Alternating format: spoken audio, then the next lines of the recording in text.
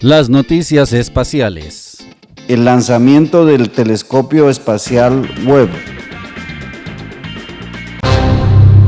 Announced the acquisition by the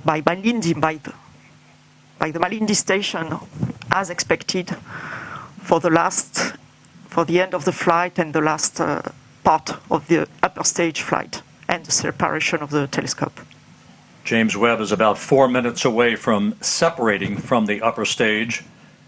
And again, at that point, it will be on its own.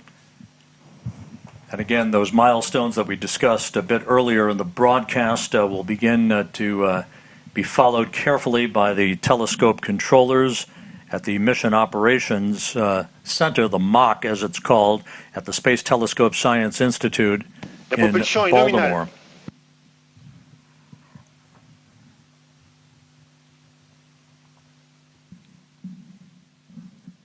1 minute of powered flight remaining.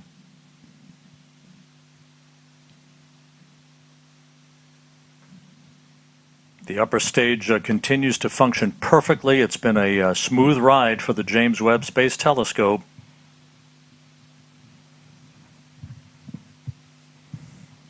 Trajectoire nominale.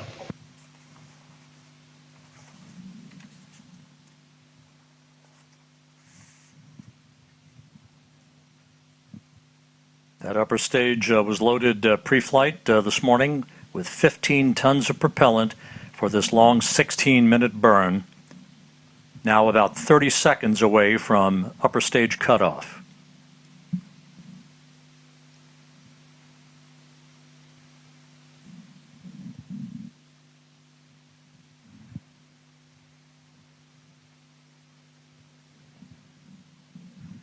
And we're standing by for upper stage shutdown and the cutoff of the upper stage engine.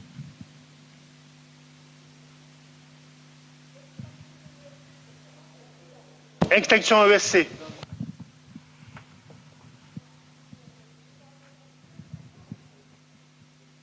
Tous les paramètres à bord sont normaux. The extinction of the shut-off of the cutoff of the engine was confirmed exactly as expected, with the exactly expected altitude and speed and velocity. So now we have entered the coasting phase, the ballistic phase, that will last for a little more than 2 minutes.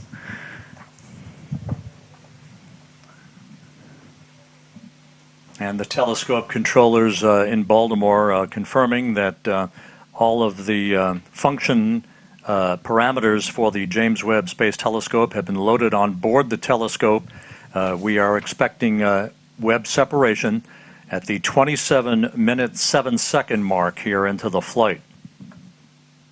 Just over a minute from now, Springs will gently push Webb away from the upper stage of the Ariane 5. As it moves further and further away from the upper stage, there'll be what we refer to as a collision avoidance maneuver. Yes, Rob, exactly. The springs already will give some distancing, of course, between the two objects, between the telescope and the upper stage. And then the upper stage will leave the trajectory of the telescope and makes a special maneuver to pass the telescope and heads towards a liberation orbit and leaves the telescope on its orbit without any risk of collision and without any risk of pollution towards the telescope.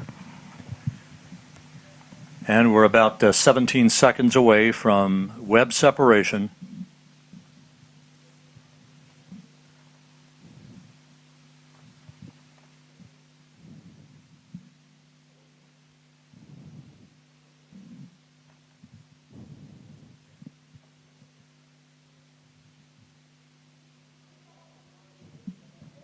Séparation Webb Space Telescope. Go Webb!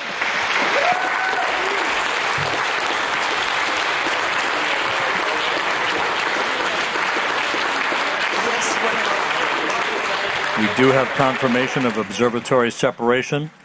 The James Webb Space Telescope, amidst applause here in the Mission Control Center, now taking its first steps in pursuit of cosmological discovery.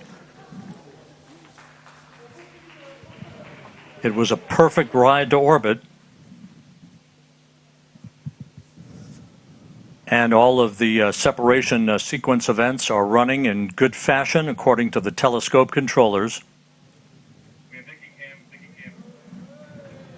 And there is the view from the upper stage camera on the Ariane 5 looking at the James Webb Space Telescope as it moves gently away from its launch vehicle.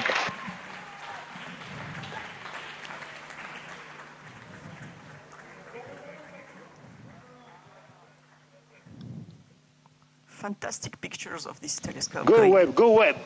Yes, go Webb.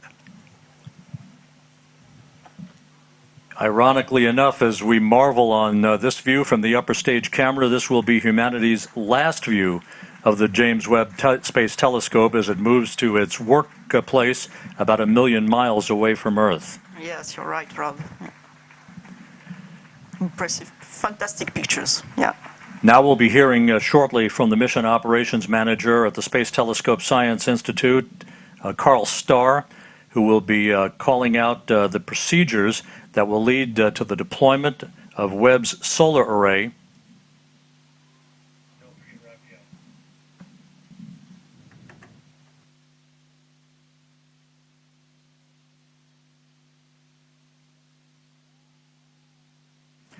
And down in the fishbowl where there is jubilation, let's go to Raphael Chevrier of Arianespace. And before we do that, Raphael, a bit earlier than planned, but there is the solar array having been deployed. James Webb now has its array out as we stand by for confirmation that it is power positive. Hey, Rob.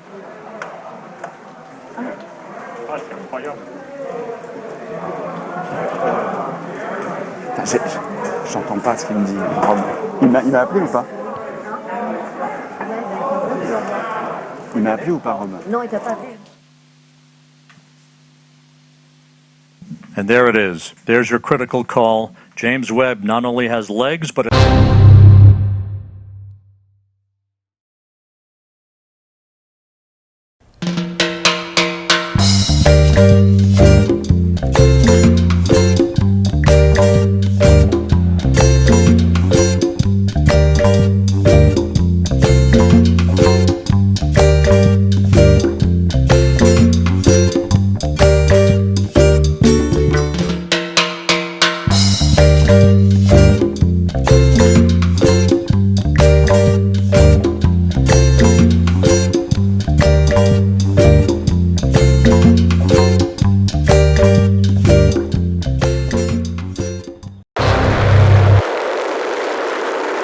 Las noticias espaciales. Otro tema interesante es la exploración espacial de China.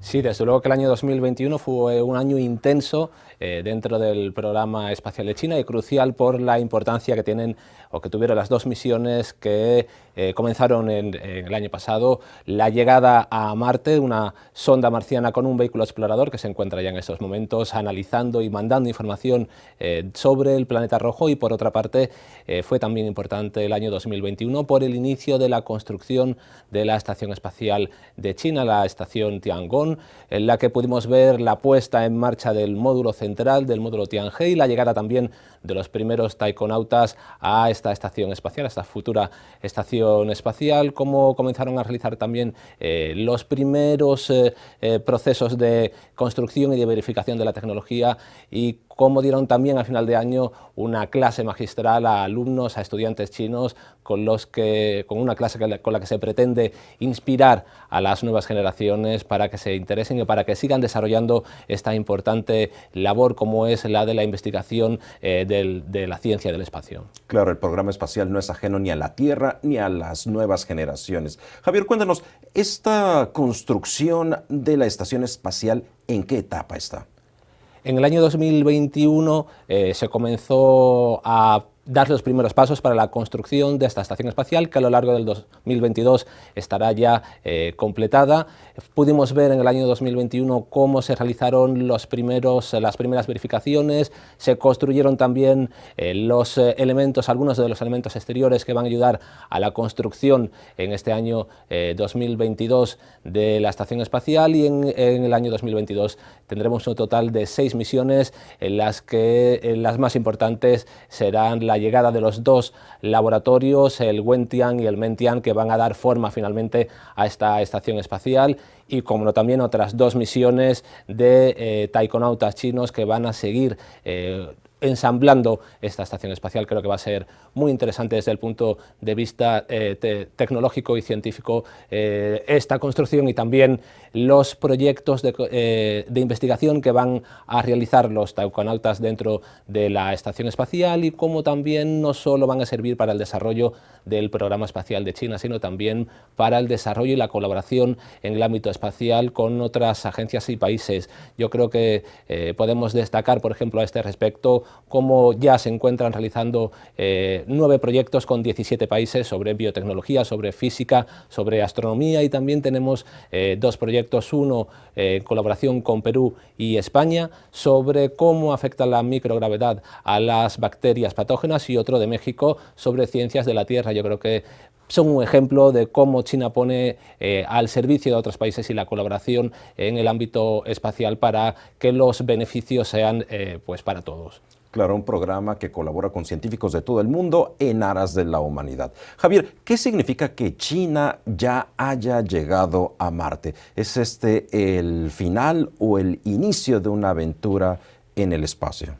Sí, desde luego que es otro paso más, ¿no?, hacia el desarrollo dentro de la exploración espacial de China, un paso muy importante teniendo en cuenta la dificultad que suponen las misiones dentro en el planeta rojo. Creo que va a ser muy importante la información que se pueda conseguir en esta misión actual de la sonda Tianwen y del explorador Zhurong, y también van a servir para que en un futuro incluso podamos hablar de la llegada del hombre a Marte con una serie de misiones. Creo que sería un punto más, y no solo se quedaría en Marte, sino que tendríamos que seguir hablando de una exploración mucho más hacia el infinito, ¿no?, hacia conocer esos misterios del universo con los que China pretende también colaborar con toda la humanidad. Javier, muchísimas gracias por tus opiniones, todo un placer el haberte escuchado. Un placer. No solo la llegada a Marte y la construcción de la estación espacial, sino la clase estelar ofrecida por los taikonautas quedarán registrados en la memoria histórica de China para este 2021. Echamos ahora una mirada a la aplicación de este viaje sideral de China en el día a día de la vida en el planeta Tierra.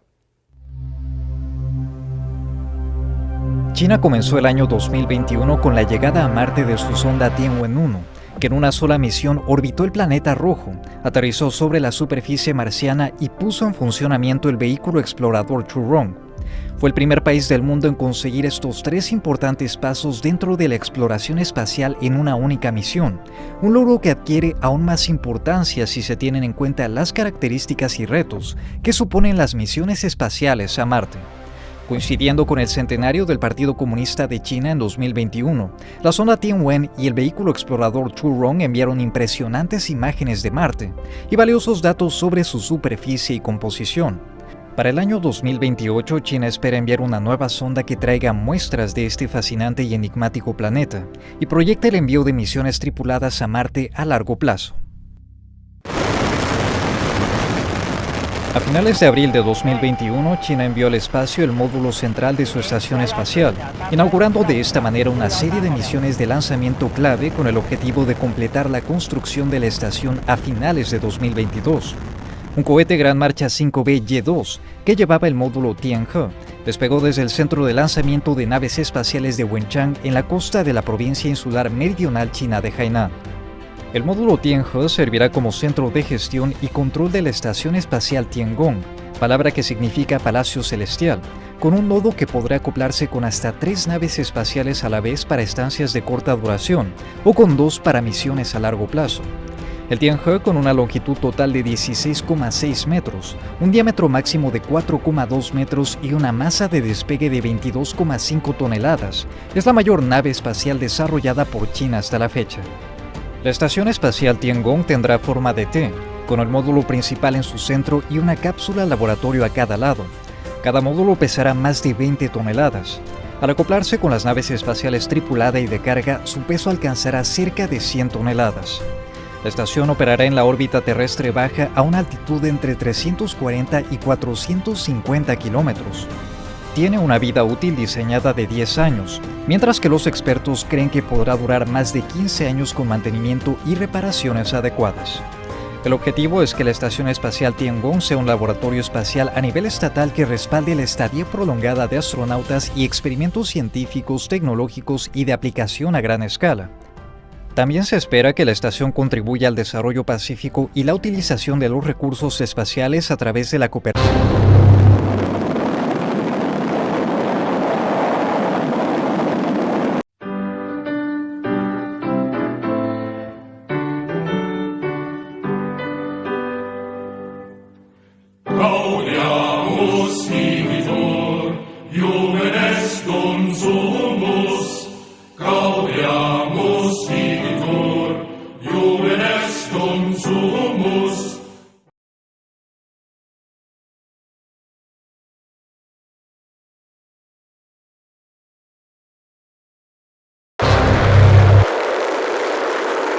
Las noticias espaciales.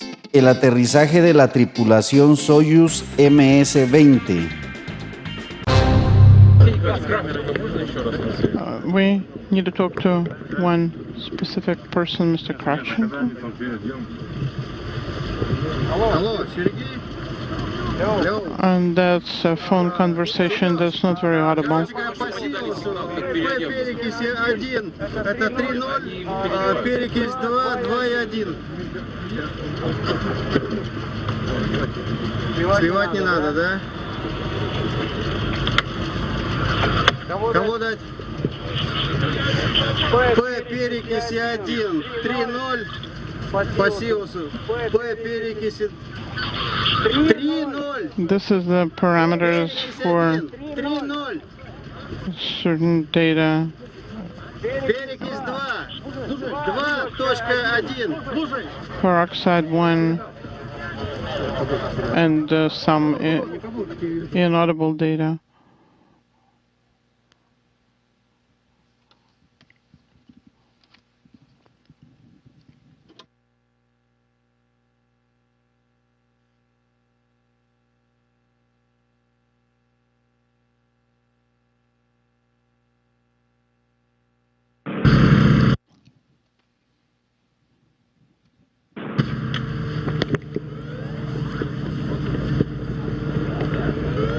Getting just a glimpse of the crew members who, once again, we are told have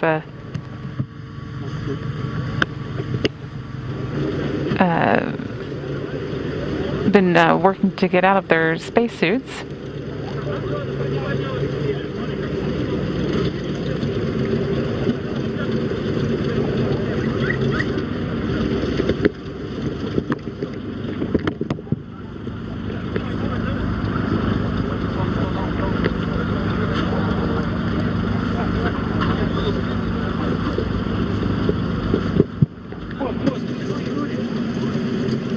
Here,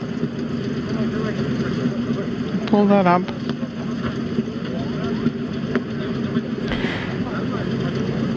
We're seeing here now some video that was replayed, shot earlier of the crew being extracted from the Soyuz. That looks like Alexander Masurkin there, the commander of the Soyuz capsule, and Roscosmos cosmonaut. He again is wrapping up now his third space flight. He, with the addition of the 12 days spent in space for this mission, now has 346 days in space in his career. Oh, careful.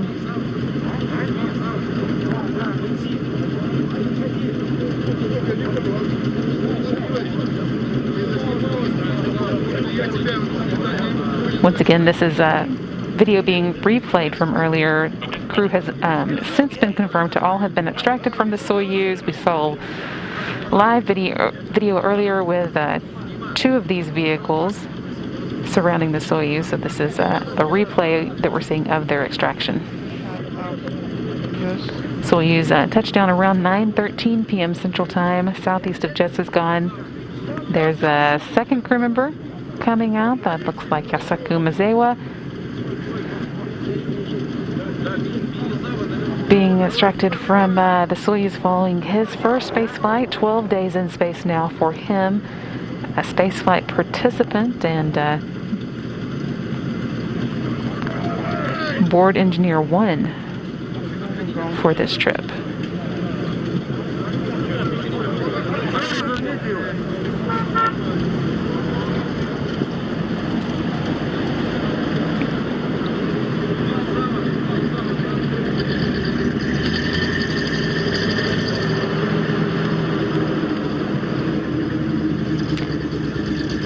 And there's that second vehicle that we saw earlier now pulling up.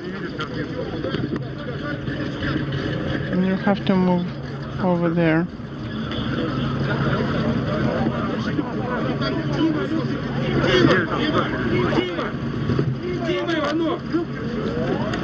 Dima Ivanov, you copy? I'm here. How's Miyazawa? He's doing fine. They're all fine, yes.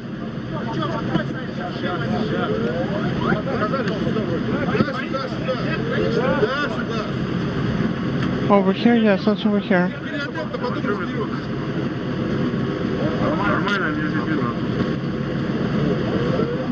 If you can see from over here. Let's also get some clothes from the other. And there is our third crew member, Yozo Hirano, being extracted from the Soyuz in this replay of video that was shot just a few minutes ago.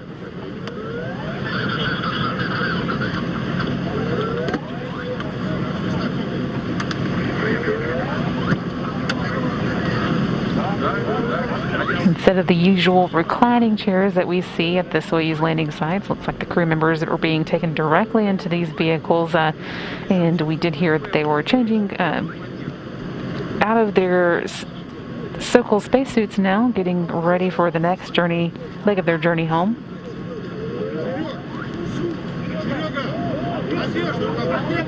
Let's get the clothes. The clothes are in the other vehicle.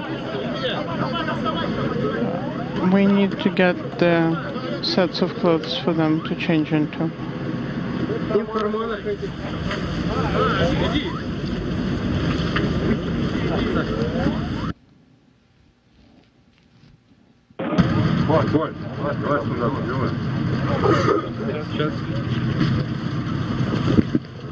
Here, a few minutes. That we need to put away. If you can hold this one, then we'll probably get the sound from the other one. Now that we've finally gotten that video that shows us all 3 crew members in good health and safely landed in Kazakhstan, we're going to be wrapping up our coverage for the night. Just to go over the stats again, the Soyuz MS-20 crew spent a total of 12 days in space, 12 days on the space station, and during that time made 189 orbits, traveling 4.6 million miles. Led by Soyuz Commander Alexander Masyrkin, who was making his 3rd trip to space. He is wrapping up this trip with 346 days spent in space. And then our spaceflight participants Yozo Hirano and